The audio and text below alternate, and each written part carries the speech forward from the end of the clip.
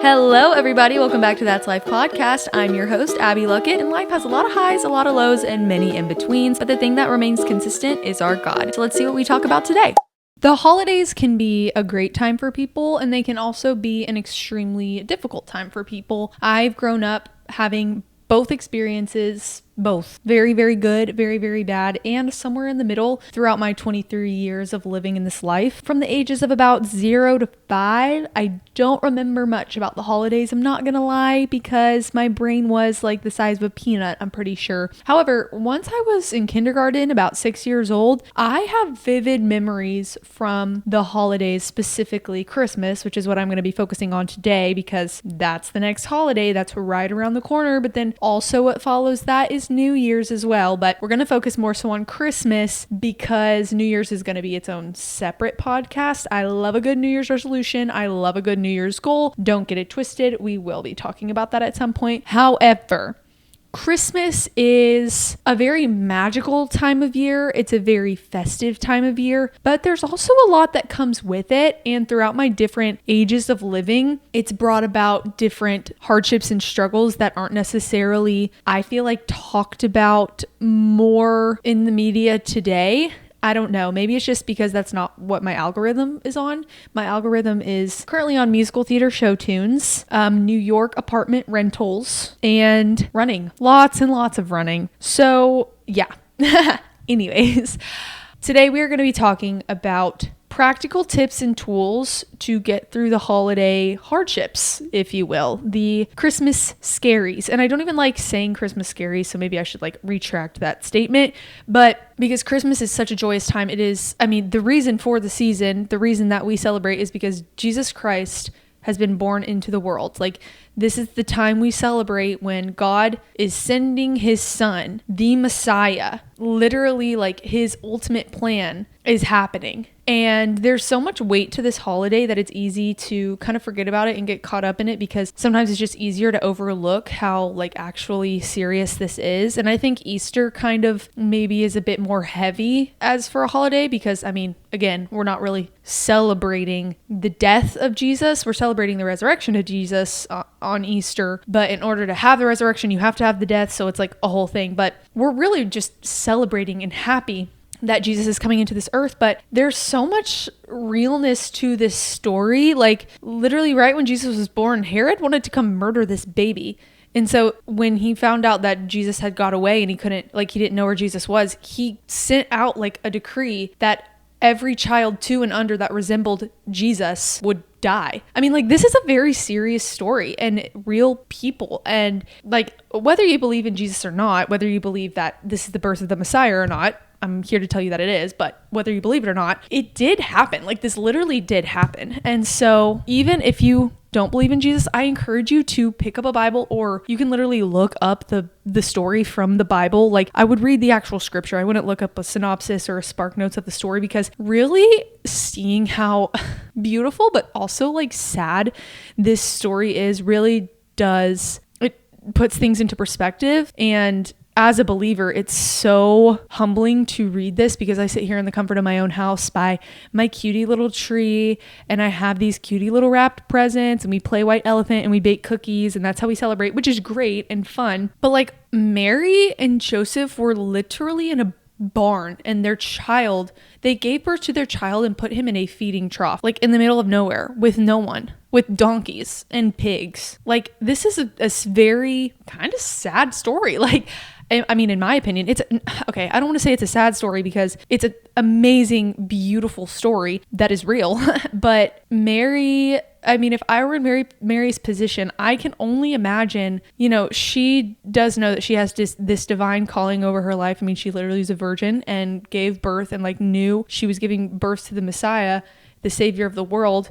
However, the human in me would be if I was in her position, I would feel a little sad that I'm giving birth while I'm fleeing and hiding, while I'm not in the comfort of where I want to be. There's no room for me. They tried to go to an inn and there was no room for them there. And so, with pregnancy hormones and everything, we have to take all this into account. She's in pain and her water's going to break, and she's doing this all on her own. And not on her own, Joseph's there too, but I don't know. I can't imagine how much agony and pain she went through to give birth to this child, but then it all is so worth it because she sees this beautiful baby boy in her hands. And so, yeah, there's just a lot there. It's a lot more than Jesus was born and look how pretty this nativity scene is. And now time for cotton candy and hot chocolate. I mean, not cotton candy, candy canes and hot chocolate. Not to take away from the fact that those things aren't fun. Like I participate in all that stuff. We have our stockings hung up. I make cookies. I wrote letters to Santa when I grew up, like all the things. And it's so fun, but that doesn't supplement or take precedent over the true meaning. So anyways, I went off on a little tangent there, but I say that to say like this holiday, I'm going to be talking about more personal things around the holidays, but I don't for a second want us to lose sight of the true reason of why we're celebrating this. And so what kind of got me thinking about this topic today was I've had a lot of Christmases where I really struggled either leaving home and getting out of my routine or coming back from school and being in a house again with my family where I wasn't the person in charge of what I did and I was like living under my parents' roof again, meaning like I went to college and then I came back and it was just kind of weird and hard. It's like mom and dad tell you what to do again and I don't know, it's just weird. And then in high school, every Christmas was different, but I never really loved going on Christmas break just because I was out of my routine and just around, a bunch of family, which was great. But when you're in high school, all you want to do is hang out with your friends. And so I was just like, oh, this stinks. And blah, blah, blah. I just didn't appreciate it for what it was. And yeah, it was just weird. I just had some weird high school years around the holidays and it got me thinking what practical tools that I could use and give to someone else from the experiences that I've learned. So that's what I'm going to be talking about. But my number one rule is at the end of the day, remind yourself the real reason of why we're celebrating this, and it puts everything else into perspective. Like it makes you seem so small knowing like, okay, no matter what my problems are, like my complaints are valid but small. I can do all things through Christ who gives me strength. And Christ gives me strength every day because of him sending his son to get on a personal level with us and showing us what God's love looks like in a way that we can understand it. And like this is celebrating the birth of Jesus Christ, our Lord and Savior. So that's my number one tip. When things seem overwhelming and hard, just remember that truth. Remind yourself of that truth, and that will give you ultimate peace. I mean, I cannot tell you one time that I have brought myself to the Lord, whether I'm struggling or whatever, and I haven't felt peace. And that could have been with other feelings as well, good and bad, but there's peace there. Like when I talk to Jesus, there's peace there, So anyways, do with that what you will. Before I get into the nitty gritty, I'm sipping on a Bloom Pop. This is winter palm berry. As you can see, there's a cutie little, I guess that's a palm berry. I don't really know what a palm berry is. Pomegranate berry, maybe? And he's skiing on the slopes. That's fun. I'm going to take a swig now. I'm going to take a little sip. Delightful and refreshing, fizzy and fun. Okay. My history with Christmas. I remember one specific Christmas. I was 16 years old. I've said this in many podcasts. I am extremely blessed. So I don't know where you're coming from in your family life, in your home life. I realize that I have an extremely incredible home life. I am so grateful for my parents, my family. I am very fortunate, and I am not blind to that. So wherever you're coming from for this holiday season, just know my heart is with you. And although we don't all have the same story, we all serve a God who has lived that story that is the same for all of us. And with that, I'm not going to go too deep into like my past. What I will say though, with past holidays is throughout my years of living, I've had some really great holidays and some really hard holidays. My younger, like teenage years, those were really hard. I was a very moody teenager. I'm a very emotional adult and person now, and I'm sure that will only grow as I get older, but I do know how to navigate those things. When I was younger and like experiencing those things for the first time, going through puberty, like all that kind of stuff, I had no idea how to deal with my emotions, and that really, really emphasized on the holidays. And I think it's just because like my family, we would always go to either my mom's side or my dad's side growing up. I mean, we still do, but now that Ryan and I are married, there's more families in the mix. And so we, take turns and that kind of thing. But you're around so much more people who are like blood related to you, and it just emphasizes way more. I don't know how to describe it other than that. Like you just realize a lot more about yourself, and it's probably just because you're around the closest people, whether you like get along with them or not. They are literally the closest people physically. Like, you guys are related by blood, by genes, you guys are related. And so I don't know, I think it just, opinions and things hit more. You know, you don't always see these people all the time like you would a friend. Like, I don't live near a bunch of my family, which is why we travel a lot on Christmases. And so when we would see people, you know, nobody was ever rude or mean, but it was just, I had this expectation for myself that I like always had to be the best. And maybe that's you too, and maybe it's not, but you know, fill in the blank for what it is, this expectation of yourself or this way you want to present yourself, or, you know, dealing with opinions, whatever. For me, my story is I had this really high expectation for myself. And so when I didn't feel like I met that bar, and then I had to go tell people what I was, you know, what I'd been up to, or how school was going, or this, that, and the other, and I wasn't either perfect or didn't accomplish or the things that I wanted to accomplish, or I wasn't the best at something, and blah, blah, blah, blah, blah. I just felt like a failure. And that's not of the Lord. I mean, that's just not right to think about, but I did. And I couldn't retreat and go back to my room. You know, I'm out of my comfort zone. I'm in another place, and I can't go talk about it with someone alone because you're around a big family, and blah, blah, blah, blah. I feel you. If you have those same struggles, I feel you, because those were some of mine. I just didn't know how to navigate my feelings. And then I'm a talker, and when I can't go talk because I'm around other people, you know, it just spirals. And so those thoughts go around and around in your head, and then you just take them in, and then it's hard to verbalize them after because all you've been doing is internalizing, and you're around people all the time. So if you're an introvert, that can also be a struggle. There are a lot of introverts on one side of my family, and it's so funny because like we go to one side of the family and it's just talking and talking and talking. We go to another side of the family and it's like, okay, we've all had a meal, now let's all sleep.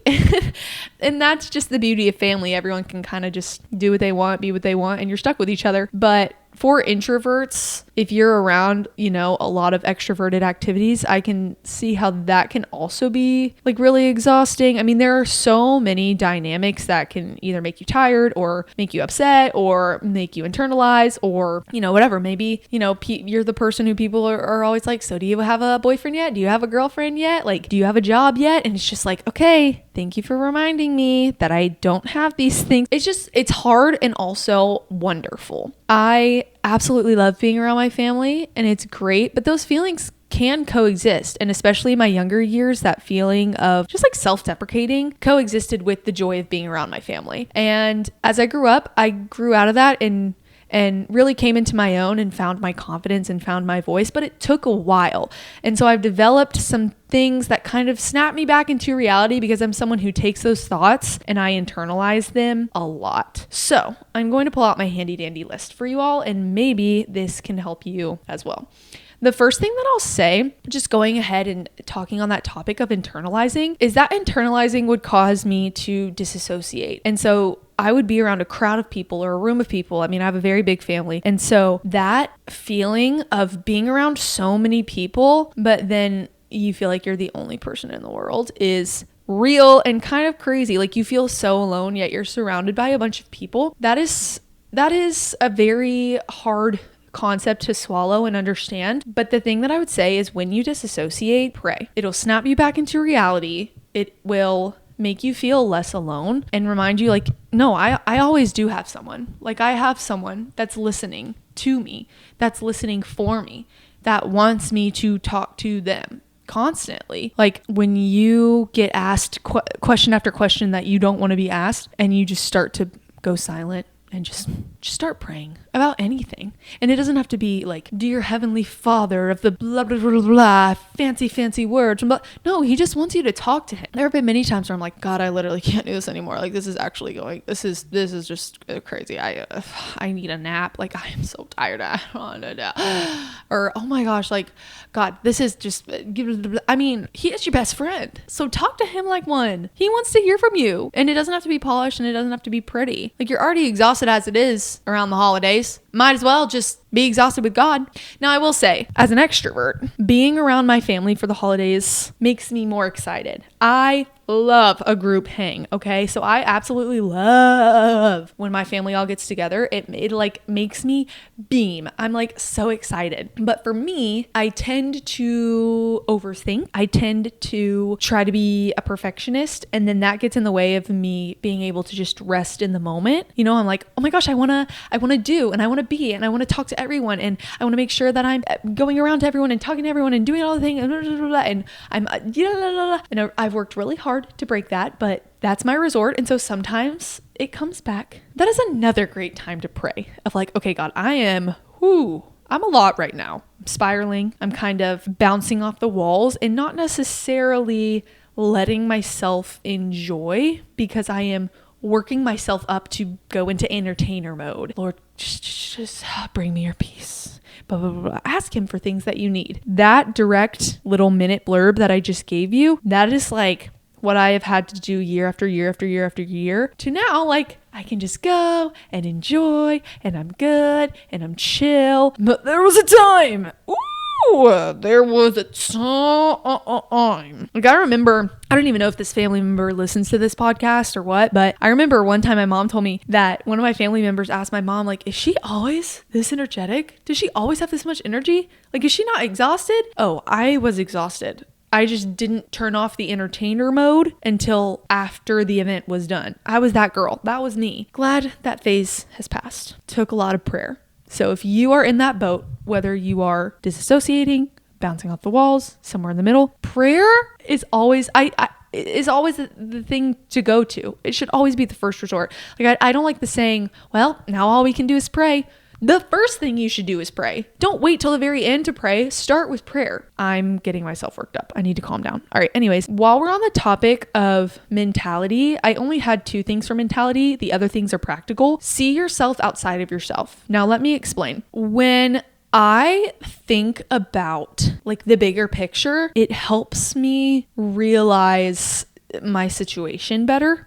And so if I'm ever upset or struggling and I'm in a group scenario, or I don't want to be somewhere, or I'm ready to go home, or whatever, I'm just struggling, I just take a deep breath and I just try to get a bird's eye view of the situation and almost just like, okay, Abby, what is this picture right now? You're sitting here at the table. All you want to do is just look at your phone and zone out, but you've got 2 other people next to you. This is so much bigger than you. Just talk to them. Like just take a breath and enjoy. Just let yourself enjoy. And then I kind of like snap back into it. I don't know. Like there's just something about trying to get a bird's eye view of the situation and literally just being like, okay, what's going on right now? And where am I at? It just helps you kind of feel a bit more grounded. And it almost makes me like think about how God views us. Like he has this, like he's seeing all of us right now. And he's just looking down on us. And I don't know, it kind of just makes me envision like how small I really am and how small my feelings or struggles are. Not that they aren't valid, okay? I don't want anybody to mistake that. Like I am always a pro feel your feelings kind of person, but sometimes feelings can get overwhelming and you just want to stop. Like you just want to let yourself enjoy. And sometimes our minds can be our biggest enemies because we're overthinking and overthinkers, or at least I am. And so sometimes that can almost make the holidays or group settings that much harder because I'm just overthinking every move that I make. And so when I do this little bird's eye, just take yourself out for a second, get the bigger picture mentality trick, it kind of serves as a reset and it puts things into perspective. Okay, now time for like these practical things. This is more so speaking on holiday break or this chunk of time around the holidays. If you're like fully a 9-to-5 worker or self-employed person, or you're working now, you're an adult and you're working, how I'm envisioning this like for myself and for the working folk of the world is like there's just this chunk of time that is the holidays, and that's different for everyone, but like it just is. Like I don't know how to explain it. There's no exact this point to this point. There's just the holidays. And so for you, that's what I'm talking about. The chunk of time that you dedicate to being the holidays. The time where you let your text messages pile up because you're on the holidays, or the time where you're like, hey, let's make plans after the holidays. Like this is that chunk of time that I'm talking about. For my college kids, this is holiday break. For my high school, middle school kids, this is Also, holiday break, Christmas break, Thanksgiving break, like these breaks, okay? I mean, Thanksgiving break's over, so really Christmas break. Usually it's like 2 weeks, I think. For college kids, I think it's like a month. I don't even remember. It's been like 2 years. Anyways, so the first thing, start a realistic project. Realistic meaning for your time goal, you can start and finish it within this time goal. Maybe you're going to knit a scarf. Maybe you're going to start making things out of clay. That's what I do. Maybe you're going to make a different latte every morning. Maybe you're going to do 3 puzzles, read 3 books. Maybe you're going to write a song. Maybe you're going to write a story. I don't know what it is. Those are all very artsy, creative things. Maybe you're going to make a chart for things that you need to make charts for. I don't know, but something fun and a project that you can work at every day that is going to keep you focused on something and help motivate you and also give you something to do. Something that I really struggled with a lot on breaks when I was younger was, and even sometimes now, I mean, like on breaks when you're off of work and stuff, like I like to have a task to do. As humans, we like to have something to do. Like whether you're a lazy, like whether you say that you're lazy. I don't want to say whether you're a lazy person. I mean, I'm a lazy person, mostly for real. But whether you're someone who likes to like relax or not, or you're someone who's like, I could lay around all day, like I'm lazy. Like that could be me.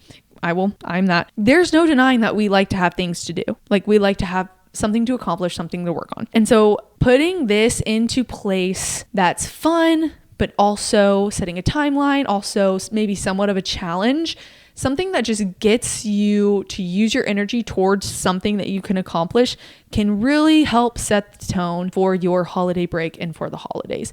It helps set some structure. It helps you not scroll. Like our resort is to scroll. And I feel like that only makes things worse mentally. If you're already kind of struggling mentally on the holidays, unless you have like curated your algorithm to only feed you good, you're probably going to get a mix of both. Okay. Now, I've really tried to get my algorithm to feed me things that inspire me and motivate me. But when I'm like doom scrolling, I mean, I see all sorts of stuff. And so it's just much easier and better, I feel, in my opinion, to work on a project. So that's the first thing. Find a project to do. Like use this extra time to do something you've always wanted to do. Next thing, have a challenge. Okay, so this can be, I'm going to drink a cup of lemon water every morning.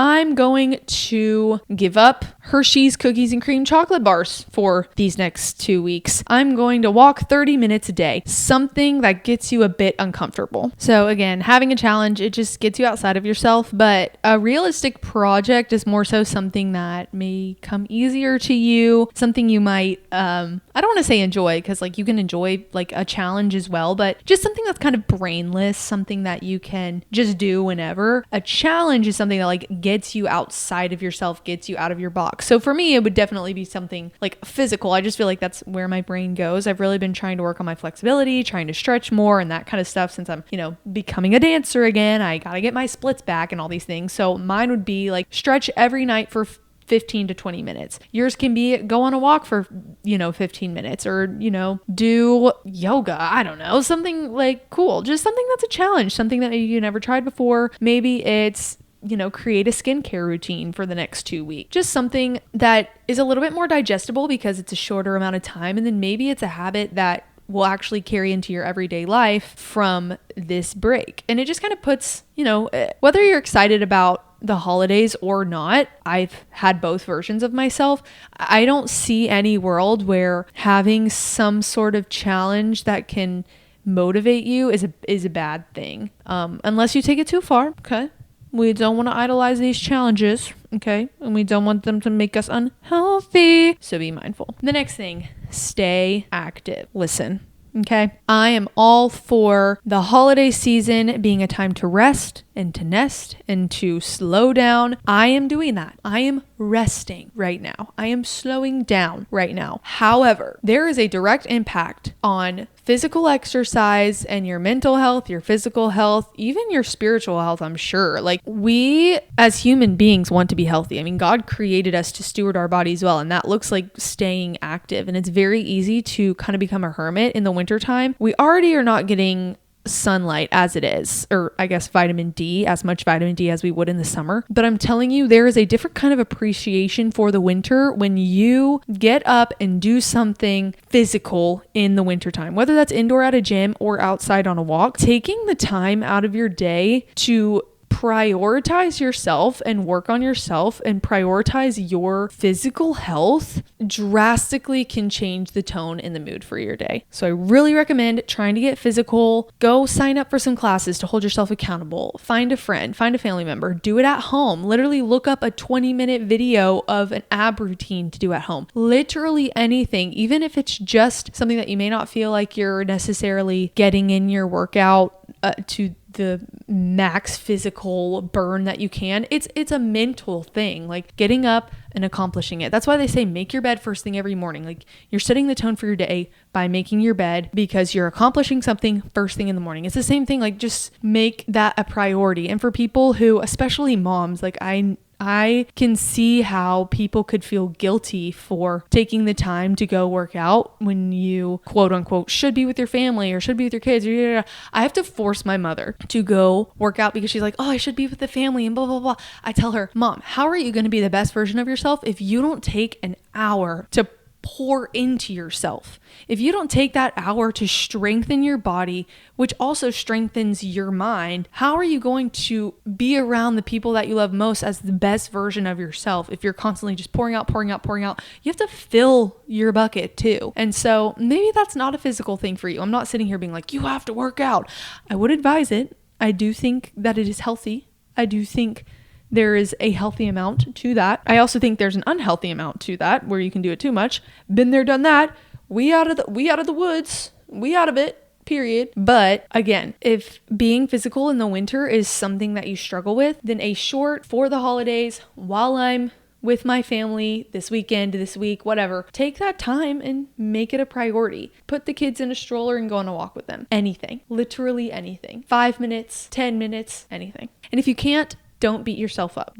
Please do not. The holidays are not a time to set PRs and not a time to, hit new mile run goals or whatever. If you do that, great, but we are not here to beat ourselves up. We are here to celebrate. Next thing, start in the word daily. It is so easy to be like, oh, I'm on break, I'll do it later. And then you don't. And then it's like, oh, okay, I'll do it tomorrow.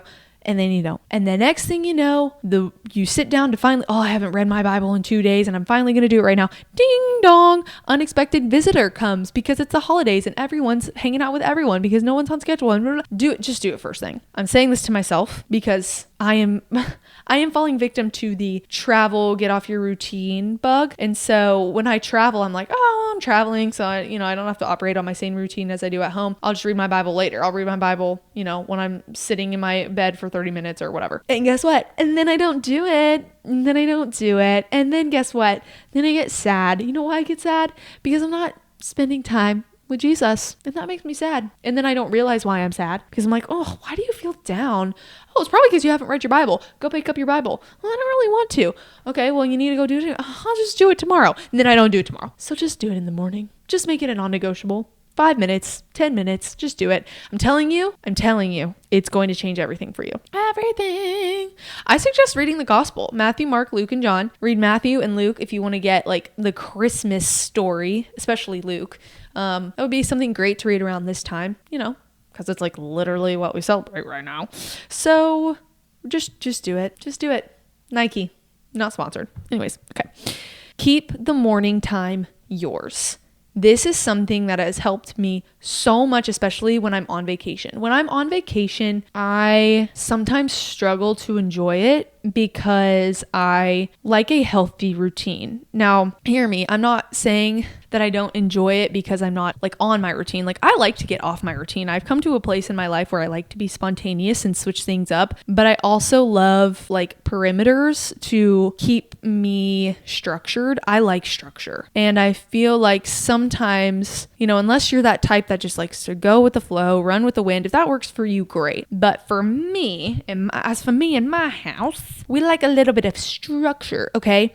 And around the holidays, it's a lot of, we're going to go do this and we're going to have this as a family, or maybe it's just like yourself. Maybe you're not around your family or not with your family for Christmas, but I don't know, just around the holidays, things happen. There's events. There's just so much to do. There's so many things to do. Taking that time for yourself in the morning, first thing, everyone's kind of like doing their own thing anyways, sets you up for success for the rest of the day because you're just able to say yes. You're able to, turn off your brain and be like, I've done everything that I need to do for the day. I'm just going to cruise for the rest of the day. It is the best feeling when you get everything done and it's like 12 o'clock and you're like, I have the rest of the day. I have the rest of the day. People who work a 9 to 5, you cannot tell me. Okay, you can tell me, but I've heard more people say that they feel better when they work out before work in the morning than they do after work. Meaning like, yeah, you may be tired when you get home, but at least like you don't have to do your workout, as to where when you get home and then you have to work out, it's like, oh, I'm so tired. I don't want to go do this workout. You see what I'm saying? It's kind of the same thing. It's like, oh, well, I already did everything that I need. I worked out. I got my work done. I read my Bible, done all that. Now I have 5, 6, 7 hours to just say yes, be with family, do whatever. And maybe you're working. And if you're working, that's not really what it's not really what I'm talking about. I'm kind of trying to like touch all sides of this, but I really am like talking about the break so then you wouldn't be working. But if you are working, I guess you just stay on your routine. But anyways, if you're not working, I do still strongly suggest to get the things done in the morning that you need to get done. This has worked for me so much on vacation and has made me like fall in love with vacation in such a new way, because whenever we go on vacations, I get up, I still read my Bible, I go on my run, and I get my work stuff done early in the morning. And yeah, I sacrifice maybe a sleep in or a whatever. And there are those days on vacation where I do sleep in. Like if I do feel like I need to rest and relax, then I do. I'm not going to like be a buzzkill and a drill sergeant and just be like, no, you're on vacation. But I will say, I always feel better whenever I get the things done that I need to get done in the morning or that I want to get done, as opposed to like, oh, I'll save my run for the middle of the day because, it's the holidays and we don't have a plan or we don't have whatever. And then it's time for you to go on your run and the whole family's like playing a game. And it's like, oh, I wanted to play that game, but I need to go on my run. It's there's a level of sacrifice involved, I guess, but it's more so just like prioritizing things and structuring your time well that I feel like has served me well for the holidays. And I do think that just taking time for yourself in the morning to just like realize that you exist and be your own human being really does just help you be able to give more energy to others and pour out to others more. So there's just something sweet and special about having alone time, especially in the morning. And that's that. All right, I have a couple more. Actually, I literally have 2 more. Okay.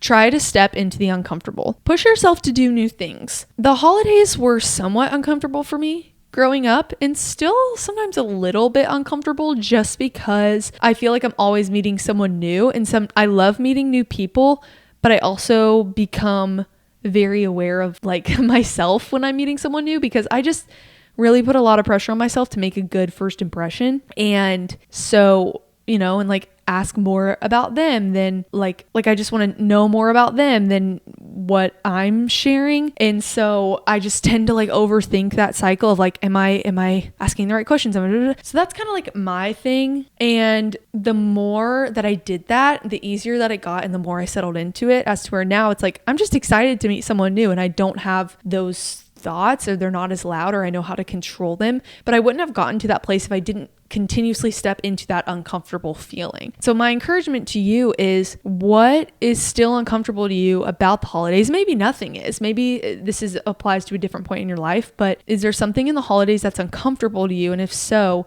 is there a way that you can step into it? And then my secondary question is, or I guess my third question, I don't know, I'm losing track. But the other question is, have you asked the Lord how to navigate that? Because I think it's easy, especially for me, my tendency is just make a plan and do it. And God, please bless this. But really, we should be starting with God and saying, hey, where do you want me to go from here? What do you want me to do here? I'm feeling like maybe I should do this. Like, stop me if not. Is this what I should do? Really just talk to him, ask him. And maybe you are blessed enough to hear audible word answers, and that is incredible. For the majority, it'll come in other ways. It'll come in peace. It'll come in maybe a sign. Maybe you'll get a sign. Maybe you pray, my most recent, like very, very specific prayer was like, hey, Lord, I'm going to do this because I'm feeling like you want me to do it. So if you don't want me to do it, stop me. And he never stopped me. He actually did the opposite, quite the opposite, and opened doors for me in that direction.